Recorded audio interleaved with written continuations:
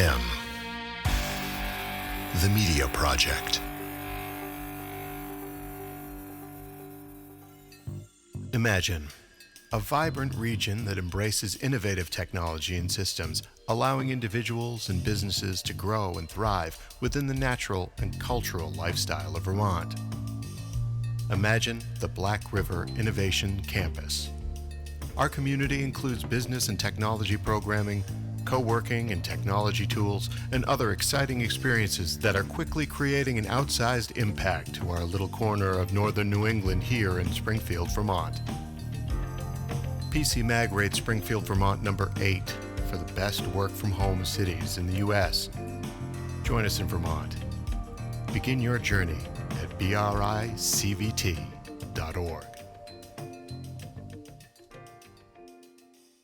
This M the Media Project production was produced for the Are We Here Yet podcast and can also be found on the Innovato2 podcast and Interchain Live YouTube channel.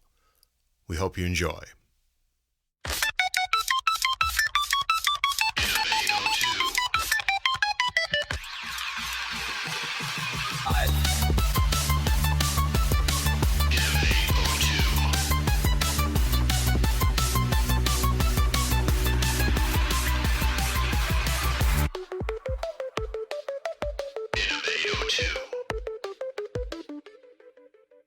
And we are live with the Interchain Live channel. This is Ryan Munn, and we're recording today for Interchain Live and possibly with my co-host, definitely with my co-host, Scott Graves, possibly to put out with the Are We Here Yet podcast. Hey, man, I'm here in the flesh. I'm a definite about a possibility. Although I'm full of possibilities, so my mom told me a long time ago. Absolutely. And so we'll get this out to our audience, at least in one, if not more, channels. And today we have a special guest to share some very interesting insight and experience in the business of writing books, and in particular, having written his own and ghostwritten combined over 100 books to date. So a very impressive collection out there. We have Richard Lowe Jr. on with us today. Richard, how you doing? I'm doing fantastic. Thank you. It's a great Tuesday. Absolutely. Excellent. So just to get us kicked off, why don't you give us a little bit more background of kind of your professional adventure and what brought you to ghostwriting all those years ago? Well, it's been quite a maze of twisty passages. And if you recognize that, you're as old as me. It's from, I think, a game named Zork. That was the first computer game, one of the first computer games. Oh, nice. As you're stuck in a maze of twisty passages all alike. Anyway, back in when I was 17 years old, I wanted to meet my grandfather. Everybody said stay away from him. I said, no, I'm going to go meet him. So I sat down and talked to him, and I learned all kinds of fascinating things. He was an World War II vet, in the Yangtze River Patrol, captured on Bataan, Bataan Death March, spent 4 years in POW camps. I wrote him a book. And that was my first book. We never published it. It's been since lost. But I learned about my grandfather before he passed away, and I learned a lot of interesting things, and I respected the hell out of him after that. And you know what? After what he went through, he can be as difficult as he wants to be here in the right. And then life got in the way, family, job, had to move out, all kinds of stuff. So I went into tech. And I became a VP of a company, then a VP of another company, and then settled in at Trader Joe's. I was the director of computer operations for 20 years. And about almost within a month of my 20th anniversary there, I said, I'm done. And I left Trader Joe's and started my own business. Drove to Florida, and there's a whole brand adventure involved with all that. We can talk about later if you want. And started playing with different ways to make money. One of them was writing. Writing worked out okay. Did affiliate marketing, sold on eBay, all the usual stuff. And when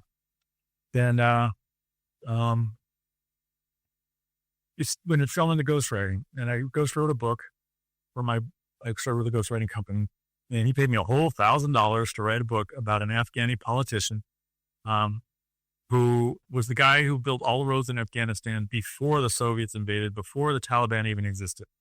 Oh, wow. So I got to write his book. He never did finish it. but I had to do 16 hours of interviews through a translator before he flew to Afghanistan to do something. So it was interesting. I had to learn Muslim culture and Afghani culture and all kinds of things that were totally foreign. So I had a blast. Cool. I did 2 more books. And then I said, you know what? I can make more than $1,000 on a book. This is pitiful. I said, I'm going to start my own company. My boss said, you don't know how to do this. You're going to starve. Very, very supportive. Sarcasm intended. So I went off, and within 2 days, I had $25,000 worth of books. Wow. Never looked back. The first book that I wrote on my own created, the guy wanted to get the notice of the CEO of a Fortune 50 company. The CEO wound up writing the forward. He got promotions. He got raises. Went on the speaking circuit, $5,000 to $10,000 a pop for speeches, and then went to get venture capital and got 30 mil from my book. How I wish I had a different contract with him. And you didn't benefit from the venture capital. No, I didn't. I get paid up front, and any other royalties or anything go to the author. The author's them, the clients. The author's the client. I'm the writer. Just to get the terminology right. So he got all that. Was very happy, and then I've written 51 more books since then, and ghostwritten 51 more books, and 63. I just finished the 64th book of my own. Of your own.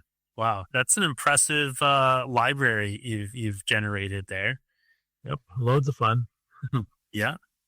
So what are some of the books, or what's the range of books that you've written yourself as you as the author? The most recent one is called The Ghostwriting Advantage, and it's being released on April 15th. And it's about, from the client side, how do you find a ghostwriter? What kind of ghostwriter do you want? What are all the steps involved? It's actually very large because there's a lot to it. All the publishing steps, everything that you need to know. I'll probably make a Cliff Notes version also. Yeah. Because I think it would be beneficial. And then I'll do the usual lead magnets and stuff from that. It's an essential thing, isn't it? That we learn so much. Everybody learns differently. Everybody's intellectual self is slightly different. But one thing that I don't think there's anybody that you can say doesn't learn by storytelling, right? The stories that we tell each other. And so I just can't think of anything more essential. When I hear from folks, I just don't read. And I can understand one's ability to read can be compromised, or some of us, it's easier to read than others. But it's the storytelling part of that I find so how do you intake unless you're telling stories and having stories told to you, how are you learning and experiencing one another? That it seems to be one of the most essential of human things. Well, I focus on the storytelling and the emotions of the person who's writing it. The passion is where I focus. So I do a whole series of questions at the beginning of a project, and Socratic method, basically, where I'm asking question, and getting the answers. And from there, I put together kind of a profile of the person and what he or she believes, and what they want to do, and their passion and their heart. I borrow their heart for a while. I do get the back later. And that's what goes in the book. That's what makes the book really readable. That's what makes the bestseller, is the passion is there. If there's no passion, there's no why read it. But if there's passion, and then that boils down to stories. As you say, it's very important to have all of the stories, or as many of the stories as you can get. Stories of failure are very important to make the person more human. Stories of success, stories of, all the stories that you can find, both human and business. We're going to throw some humanity in there. Like maybe the business, person had a choice between business and going to a wedding, so he chose the wedding. Get some humanity in there. And that is the key to a good ghostwriter versus a mediocre ghostwriter, and even further down the chain versus AI, is a good ghostwriter, a premium ghostwriter, gets that passion into the book. Is that process also important from the standpoint of, I've got to imagine for you, the writer, the ghostwriter, the single hardest thing to do is to unlock enough of that other person's voice their own voice comes through in the book. So I just wonder if your process helps you to do that, or if that's even a priority for you. It is a priority because that's what their attention is on first. Usually, will you get my voice? And what they mean is everything I just said, plus the way they speak. I had one client who, he cursed a lot. I mean, a lot. He's a sailor's mouth, worse than a sailor's mouth. So I said, do you want the best in the book? And he said, oh, it's expletive, yes. And I said, okay. And then I did what he said. And then he read the book and he said, let's tone it down just a little bit. But I get the voice of the client or author as much as possible. And we do a round of like 3 or 4 pages around and around and around until I get that right. And then I can write the rest of the book with that voice. It's like the literary version of a painted portrait versus the photograph. Yeah. Let's clean up some of the wrinkles. And it's even the difference between a photograph taken by anybody and a photograph taken by a pro.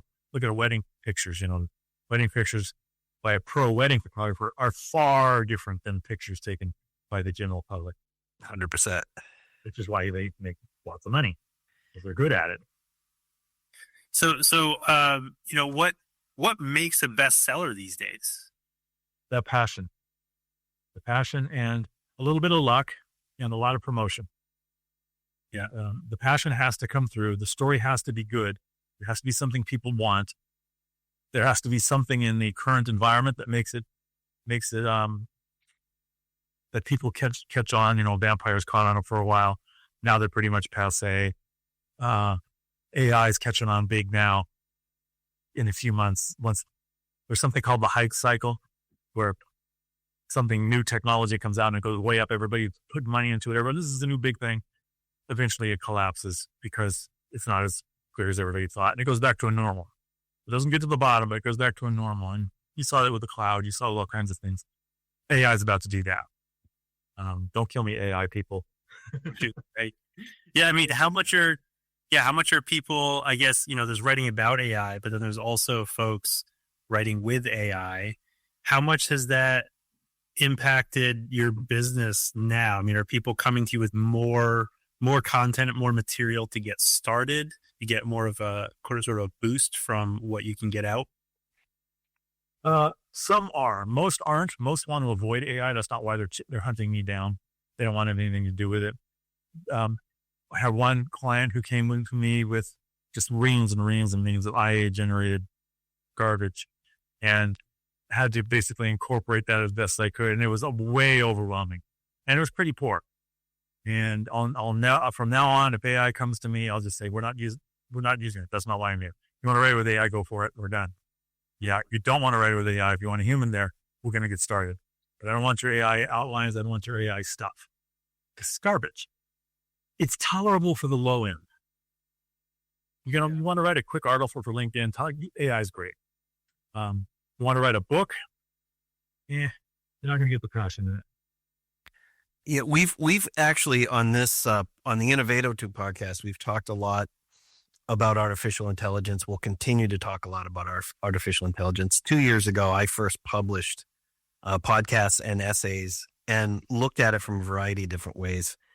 One thing as a person who started off, my chosen profession was in the arts, and as an intellectual self, am a artist first, right? What concerns me most, and I'm wondering, you must have some thoughts on this, is its long-term consequences. First off, do we all agree that human behavior, it is absolutely innate in us to express ourselves creatively in as many different ways as possible to each other, right? It's just, it's one of those fundamental human behaviors, whether we suppress it in ourselves or not. Right. It's still a need, right? Yes. And so if we agree with that, I wonder what the long-term consequences are of it's not that AI is new in this way. It's just accelerating what's been going on for a very long time, which is between what I would call the commodification of artistic expression. Like we got to a certain point in the last, quarter century or so, where after first having commodified things like popular music and a lot of writing, right? We then, we dehumanized it, right? It became content. And in the digital age, that made it possible for people to say, I have no interest in buying your music, as an example. I'll buy a t-shirt from you as a consequence of going to your concert and getting the music for free, or getting a download for free, right? Mm-hmm. Like, why am I going to pay for this when I know I can just go on the internet and get it for free? The next logical step to that has been to literally aggregate the visual, audio, or written artistic expression of billions of people and not pay them for it. Yep. Right. That's one of the things we've really dealt with at the Innovato2 podcast is, well, with all this investment going into AI, surely we can create a model that pays the artists that are now just literally at a frightening and exasperating rate being stolen from every day. And but also, what are its consequences to us as it, one version of the future I see is the possibility that for the vast majority of people, we penultimately suppress any, even though it's innate in us, the need to express ourselves artistically. I mean, in fact, giving up all that agency, and people will assume at a very young age that the artistic expression is generated. There's always the machine doing it. Mm-hmm. And that is the accepted practice, that in fact it becomes the unique or largely unacceptable practice of the expression coming from the human, that the human expression becomes the imperfect, the dirty, the gross, right?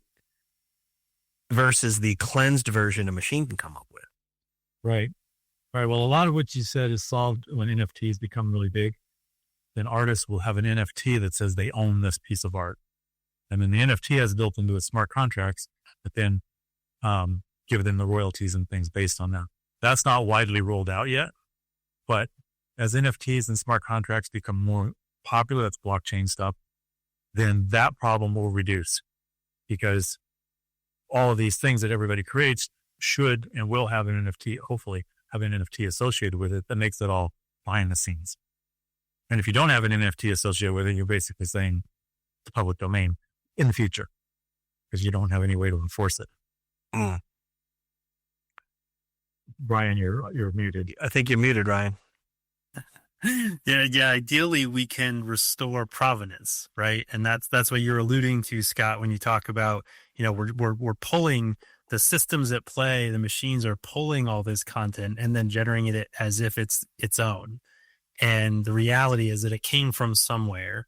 And right. What we're lacking in the current paradigm is the actual track and trace mechanism to connect those dots back to the original source and give people an opportunity to at least attempt to engage with the authentic sources of the things, the art, the expression that they're interested in.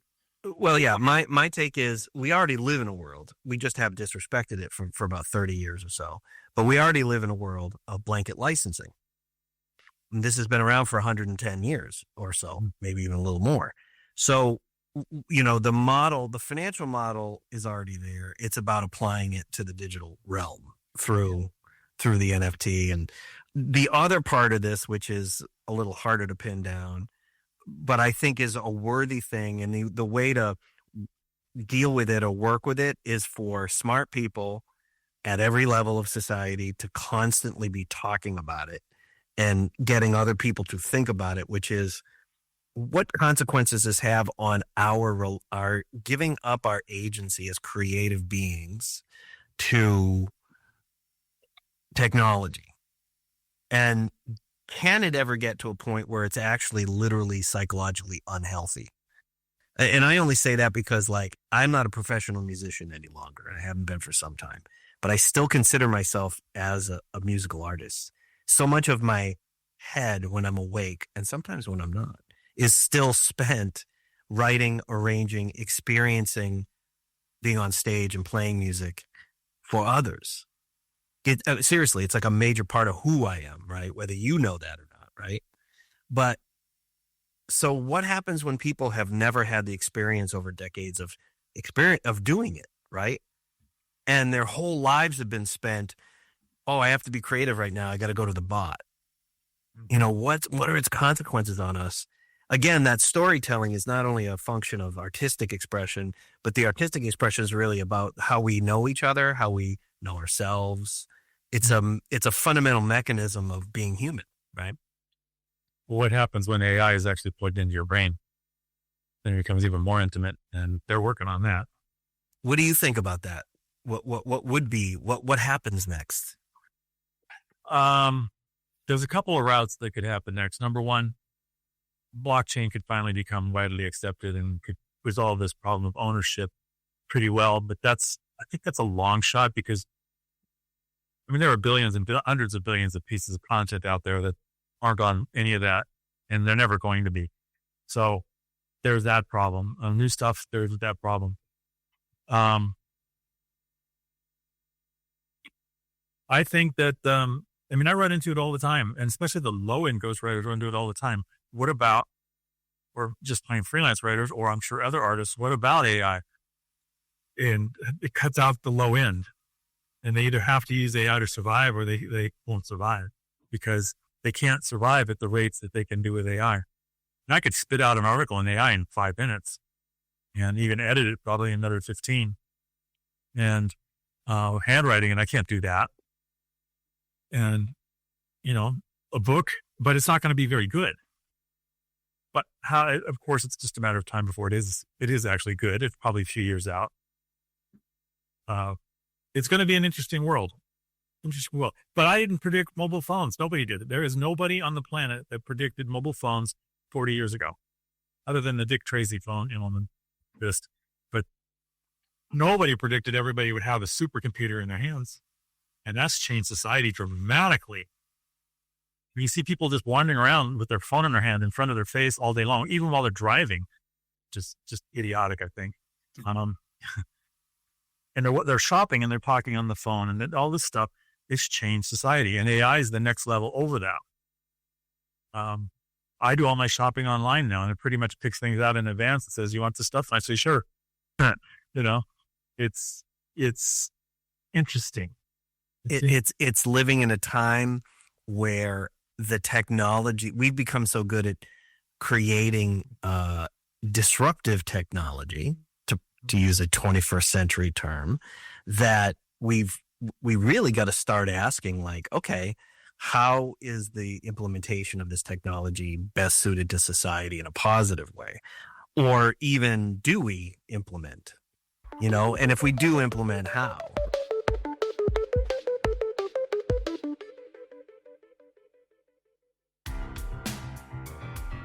Driven by data. Driven by technology. Driven by community development. Driven by the need to get results for your project. SM Graves Associates. Delivering real estate development to you, including project management and pre-development services, with a keen focus on delivering community-oriented projects. We build profitable projects that respond to the needs of your neighborhood. Join the SMG family. Find us at smgravesassociates.com.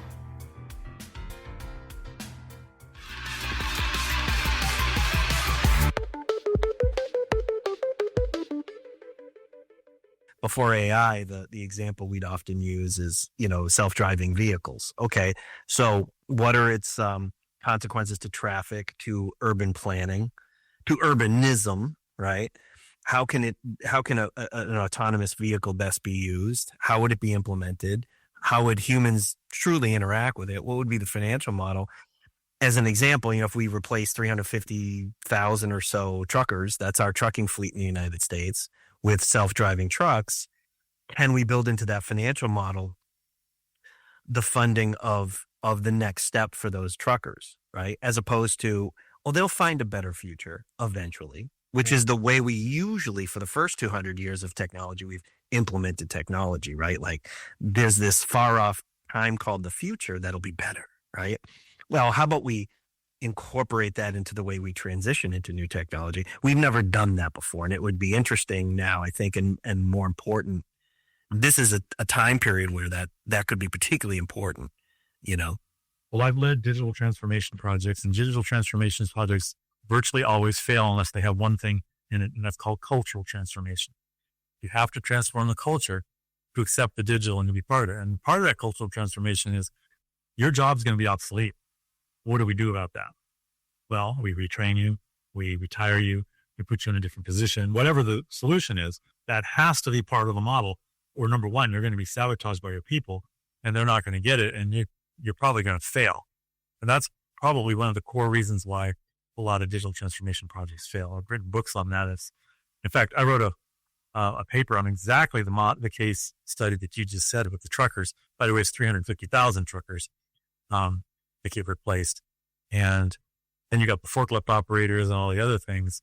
I mean, forklifts are already using autonomous, because forklifts are relatively easy to program. It's already using autonomous stuff. And look at autonomous drones. But when you throw malicious actors into the mix who like want to cause damage to a country, then you get a whole different problem, a different mix of problems, where not only are you getting all of the change, but you're getting some maliciousness thrown in there. And that's a different problem. Mm-hmm. Yeah, I know in my experience in implementing digital transformation, one of the key factors was hiring a new person or two to fulfill a role that directly contributed to the change in the workflow or the process. Right. And that sounds good. Like, great, we're hiring more people and maybe people more technical or digitally savvy. But at the end of the day, that role was simplified by the technology. And what ultimately happened in that experience was those lower paying roles increased, and we had more people doing that low paid work because we were able to take on more volume, while we had less people doing the high paid work because they also were able to take on more volume and make more money for the company. But the net result was that distribution of employee wages, became overall less for a more productive work environment, because the technology made it all more profitable, made us Americans more productive, but the value didn't necessarily go to the people. Yeah. If you want to look at somebody who really uses automation, well, that's Japan, because they have a declining demographic. So they don't have a choice. Either they die as a country or as a people. It actually is a race. They're depopulating very fast, or they put in automation. Yeah, that's all very interesting. Digital transformation. I've actually done 2 of them, and it led them. And it's an interesting problem. We were successful, but it was quite tumultuous because we didn't even think about cultural transformation. I've written 3 books on the subject now, and it gets pretty deep. But you have to use a certain amount of what is the AI for? Like a factory. Hey, just throw, manufacturing, it's great for running factories and things and building cars. You don't need a lot of people for that. That's what technology is great for. But then you have people like me, or people like you probably. I use the AI as a digital assistant. In many ways, it replaces a virtual assistant in some ways it doesn't. And I have it do things for me, like take this transcript and break it up. Tell me what I said, because sometimes an hour-long conversation can be very confusing. Trying to figure it out, and it takes 2 hours to go through the transcript. AI will do it in 1 minute and say, okay, now show me what my commitments were. Okay, good. Show me what their commitments were. Okay, fine, good. Show me the timeline we agreed on. Okay, just a simple transcript becomes 5 minutes work instead of taking laborious notes and things. I don't even have to take notes anymore. It does it for me. Although I was kind of screwed when I didn't get the transcript once. And that seems to me the most readily available and positive use of any form of personal artificial intelligence, personal interaction with artificial intelligence, I should say. Is that it's sort of like what my buddy Dominic refers to as creating bionic workers, right? So that we can focus more of our time on the true stuff that takes a lot of intellectual capability, by getting rid of the mundane. There's something I want to, well, I'm thinking about how I want to form the question. You mentioned you wrote 3 books on the Soviet Union. Digital transformation. Sorry. Oh, I'm sorry, on digital transformation. And I wonder, I wonder, that coupled with all the other, subject matter that you've written about, I mean, you've had plenty of time to think about this, right? So what are some of the other holes in the way that we are laying out new technology that could be better or that could benefit society more than it already does? The biggest hole that we have in most projects with most corporations, and I'm saying most loosely, is they consider technology first because they put technology in charge of the IT department. IT, what does IT do? It's technology. Yeah. Digital transformation should be done by a business unit, and IT is a sub-function of that. And business units think differently than IT, or they have different goals and different purposes. And that's what an IT department will do is say, what sexy new technology can we get? And what the business department is going to say is, how do we solve this problem in the least amount of money and so forth? And you're going to come up with a whole different solution and a whole different scenario. That's the biggest problem that we have is actually not understanding what technology is for and getting it out of the hands of the technologists. I know, don't shoot me, technologists out there. You're still involved and you're still going to need new technology. It's just not the front end. It's the back end. Use people, processes, and technology in that order. People come first, processes second, technology third. Are you going to need the new sexy new technology? Probably, but only after you consider the other 2 things. There's that idea of agency again, right? We have to have agency over the technology, not give away all our agency, to a machine. Well, it just becomes some vendor walks in with this new, wonderful, cute machine that you want to buy. Doesn't mean that's the right solution, and you shouldn't do your whole digital transformation effort around that. Instead, think of the problem you're trying to solve, and then think of it's not a fact, but think of it this way. You want to have digital employees and regular employees, human employees, and you mix them. I've got a digital employee. It's an assistant, and it's ChatGPT, and it works for me, and it does things for me. Please don't kill me, ChatGPT, and don't mean your slave. Sometimes I think of it as almost human. That's a digital employee, and you give your accountants digital employees, and you basically hire them to do things for you. Somebody gave me a digital employee the other day that's going to remake my LinkedIn to be better. That's a digital employee, and if you think of it that way, it becomes a bit easier to conceptualize. You're not replacing people; you're adding components to help them. Those bionic workers. Well, digital, they're usually not physical, but yeah, they could be physical. Yeah. It is a world I'd like to see us realize. When I was in school at the end of the 90s, mid to late 90s, everywhere you looked, every publication, Harvard, in the Globe, everywhere you looked, in the Times, everyone was talking about how this new generation for the 21st century, it's all going to be about, you got to be a good problem solver. You have to be creative, right? They're interviewing kids coming out of Harvard and they got to put Lego things together. And based on what they did, that's who got the job. And all that went like that. Mm-hmm. The dot-com bubble in the first couple of years of the 2000s, all of a sudden, and since then, it's all been about, scarcity. And, just you alluded earlier to an increase in low wage jobs and a decrease in, higher wage work and I'll say as a business owner, the high net margin opportunities, regardless of what it is you sell, have been reduced significantly. There's really 2 industries left in North America that are high net margin: landfill management and apparently artificial intelligence. And even that is really just an advance on your future. There's another problem that's happening is we're in a demographic problem right now. People are getting older and there's less people being born. So we're actually in an upside down pyramid, and it's really bad in some countries like China and so forth. Yeah. But the problem that leads to is the older people are retiring, and that's causing a capital crunch. It's not what the capital crunch is not caused by what people thinks it is, caused by retirees who are taking their money out of investments and spending it because, they're not going to be around much longer. Or they don't have, they want to use it. So it's causing a lot of ageism, to be quite frankly, quite in your face. These older employees know the systems. Did you know, I heard a statistic the other day that 70% of computers are programmed in COBOL. Still. That's banks. Yeah. Financial. Yeah, that's remarkable. They're not using AI, so they're using COBOL. I mean, that's what I learned in school, COBOL and Fortran. So these older employees are very, very necessary.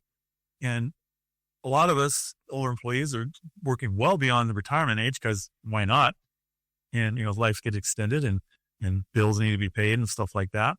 And who's going to trust Social Security nowadays?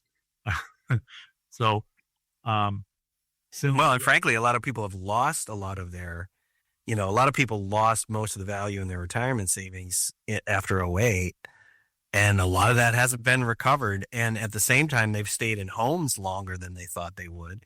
Yep. Because of the varying issues within the housing ecosystem. And so you got this dual sort of, I don't have quite enough to retire on. My house isn't quite as worth as much as I thought it would be. And for a lot of folks, it's really, even if they wanted to retire, that kind of ship has sailed for a while, for a little while. Besides, they still feel pretty good. They're 60, 70, even 80 years old, and they still feel like they can produce. And I think that there's a large number of untapped resources there in the older population that are strongly prejudiced against. Like, use the older people. They know what they're doing. They've been through all this stuff, and they'll accept lower pay. They'll not necessarily entry level pay, but they'll come in and do the job if they want to work.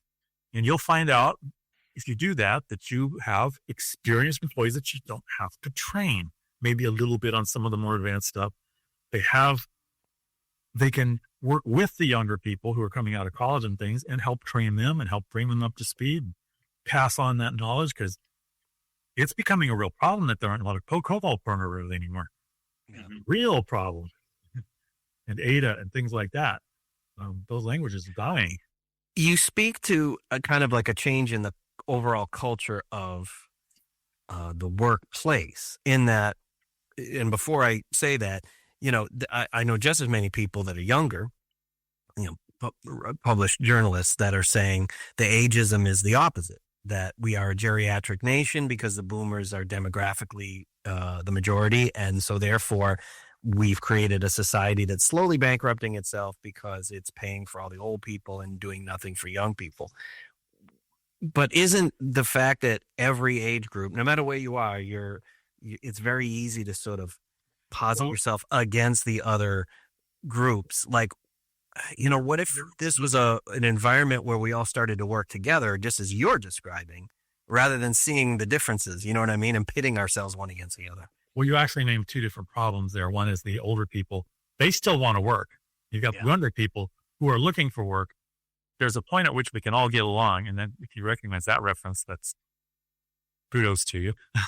There's a point at which we could all work together.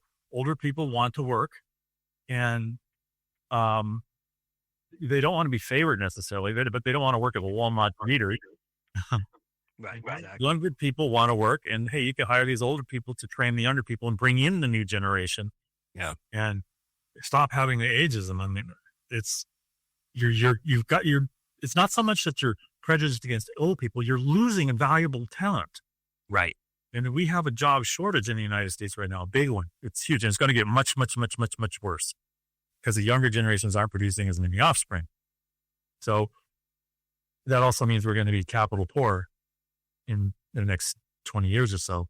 Yeah. So you need to take advantage of these people who are willing to work. Probably don't need the rate. Don't need the amount of income that the younger people do, and you can work together. Yeah.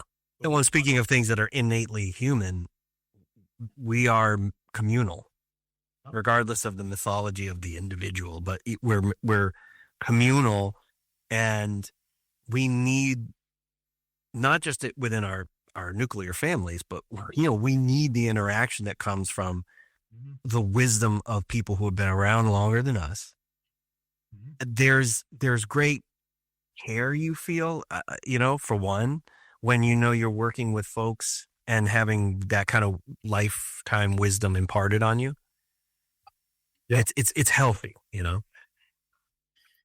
Yeah, I know I've often felt that there's a strong need for a better apprenticing model in our work and educational culture. And, the idea of having sort of universal mechanism for carrying and conveying credentials as we go through our academic and professional careers. There's a huge lack in that.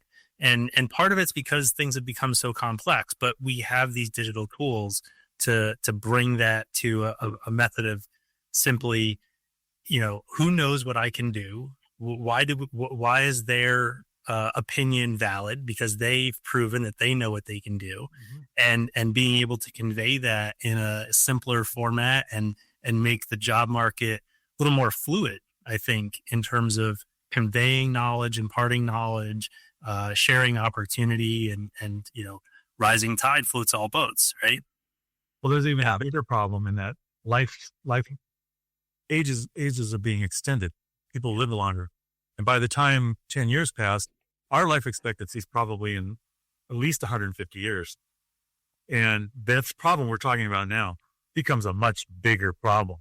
Yeah. These 150 years of somebody who doesn't, there's no social security program in the world that's going to take care of that.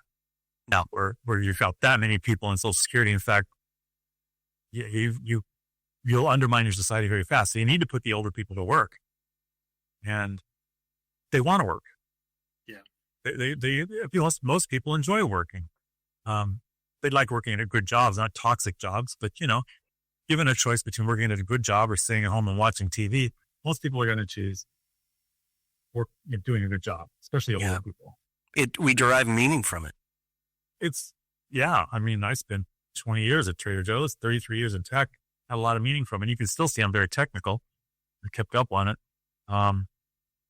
So that's just, the world's a changing. So to bring it back a little bit to the work that you're doing, just quickly want to talk a little bit about, the power of, whether it's someone early, in their career path and maybe they've done some really interesting things, or just have, some life story to share. And especially folks as they are aging that are looking into, how do they parlay their experience into their own personal brand and really bring it full circle to their trajectory. And that's what, I think the opportunity to work with someone like yourself can really bring is, being able to share that story. So talk a little about that, and then feel free to dive into some of the business acumen from your experience in that business that can help, a new author really be successful in that. Well, what a book does in the business sense is for example, there are all these younger people coming out of college and they want to find jobs, and they're finding the best job they can get at McDonald's, which is very sad because I think they got conned by these people who want to get the $100,000 loans, and they took liberal arts classes instead of something that actually can help them get a career. But that's a whole different topic, can of worms. So they're there out of college and they want to find a job. How do you differentiate yourself from everybody else? Well, let's look at coaches. Coaches, a lot of people are becoming coaches now because they just got laid off. What do you do when you're laid off? Well, you need money now. What's the way to get money? Well, I can sell an hour of my time for $300 because I was a mid-level manager or a high-level manager or something. So I'm going to become a coach. Sounds easy. Except there's a lot of coaches. A lot of people with the same idea. Well, how do you become the one that people call? You write a book. And how do you know that that's true? Just look at the coaches who are making it. Virtually all of them have a book. Why did they write a book? Because now they can say, I'm the coach who knows what he's doing, and here's my book to prove it. Well, if you're a young kid coming out of college, carve out a little of money and get a book written or write it yourself. And it doesn't have to be long. And now you can say, this is what I do, and this is what I do well, and I have the book to prove it. Now you go to your jobs, and they say, so what are your credentials? And say, well, here's my book. look, you're going in as, an apprentice or whatever. I don't know, whatever the young people are going, whatever you choose, here's my book that tells you all about what I do. And it's not a resume. It's much, much more than that. It's got stories and it's got all kinds of stuff, stuff happened in college and stuff you grew up with.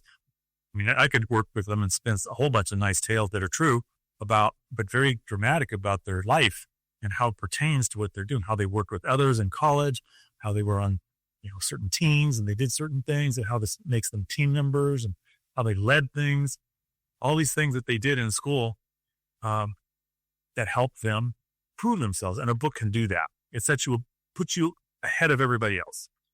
It's not a guarantee, but it does put you ahead, gives you a leg up. And it's not going to be that expensive. If you came to me, we wouldn't make a long book. It'd be a nice short one and maybe make a long one later. If you're a coach, you definitely want a book. And if you're a C-level person or a VP or something, or maybe even a director, and you're switching careers or you just want to prepare for it, get a book. The business is a lot different nowadays compared to even 10 years ago or maybe 15 years ago, right? So, what are some of the, factors that go into actually getting the book out there, getting into the marketplace and, getting it published and getting it in people's hands? Well, the first thing to remember is your book's a tool. It's a marketing tool. It's not something you're going to sell on Amazon, tons of copies of. It's something that you're going to use to get speaking engagements. So you're going to send that out to people who do that. So you're going to send it to Oprah Winfrey. I'm just naming a name. Or you're going to send it to people who do that, like your podcast. So they should send you the book and say, I need to be on your podcast and here's my book. And you're going to go, it's a pretty good book. And you say, sure, come on, tell me about it. That might be a way to get in. Or you're going to use it in that manner in all areas. New employers, tell them you got a book, put it on your resume. I wrote a book on this subject. You're going into AI. Well, I wrote a book on AI. And here's my theory and stuff. I said, well, I did a PhD. I did a dissertation. Yeah, dissertation is academic. I'm talking about something in business people, not academia. If I'm a business person, yeah, it's very impressive to have a PhD. But it's going to be better to have something that talks about ROI, returns on investment. Those are the same thing, duh. And KPIs and all the other business terms that probably aren't in a PhD. And it won't be written in academic style. It'll be written in business style. That's the main difference between that. And you put it together. And if you did a dissertation, you could work with somebody like me as a book coach or as a ghostwriter, and we could whip one out. And you'd have something that actually makes you look really, really good to business people, not something to brag about to fellow academics. That's what we're going to do. That story builds the relationship. You're building a relationship, and you're building in. It's know, like, and trust, and they're going to know you from the book. They're going to like you because they like what you've written, and then they're going to start to trust you. If you can get in know, like, and trust, get all three of those in, you're ahead of everybody else in the queue. Awesome. Well, I think that's actually a really great quote to leave us off at. I want to thank you, Richard, for joining us today and sharing your experience and insights with us. Thank you, Scott, for joining us on this. And this is Interchain Live. And look forward to folks listening in, and look to the show notes for some opportunities to learn a little bit more about what Richard offers and how to take advantage of those services. Find Innovato 2 on Apple Podcasts and Spotify, and subscribe to Interchain Live on YouTube for video podcasts. Innovato 2 is a collaboration of Interchain Live and M the Media Project.